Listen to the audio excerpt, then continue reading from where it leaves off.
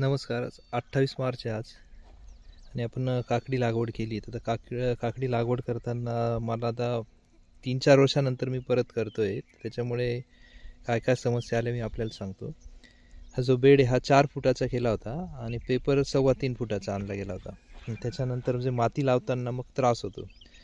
तर मग नंतर 4 फुटाच्याच बेडवरती आणला परत करून आणि त्याच्यामुळे माती लावायला जास्त कष्ट पडले नाही. तर छोटा जर पेपर असेल तर जास्त माती ओढावी लागते. दुसरी गोष्ट अशी की त्याच्यामध्ये बेड हा सपाट करून घ्यायला पाहिजे.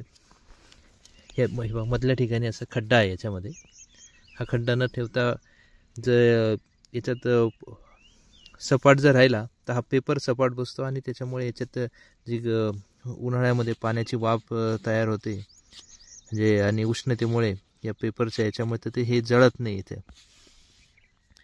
त्याच्यानंतर जो ड्रिपर असतो याच्यामधला इनलाईनचा हा जास्त डिस्चार्जचा आणि जवळजवळ 1-1 फूट अर्धा फूट जर मिळतात काही आता नवीन तर त्याचा असेल तरी चालेल, कारण की उन्हाळ्यामध्ये हा बेड पूर्णपणे कोरडा असतो आणि हा कोरडा बेड ओला करायला 1-2-3 दिवस लागून जातात आणि त्या 2-3 दिवसा म्हणजे 2-3 काय 1 आठवडा लागून जातो याचं ओलं करायला. तर त्याच्यापेक्षा जास्त डिस्चार्जचा आणि जवळजवळ जर ड्रिपर असेल तशी जर इनलाईन राहिली आणि इनलाईनच्या थोडंसं अजून जवळ जर हे करता आले होल करता आले ही जी सेंटरला आहे त्याच्या अजून जवळ करता आले तर करावे, कारण की आता हे तर कोरडं राहून गेलेलं आहे हे आणि इथं उगवलेलं आहे, इथे उगवलं आहे हे परत कोरडं राहिलं तर इथपर्यंत पाणी पोचायला थोडा वेळ लागून जातो.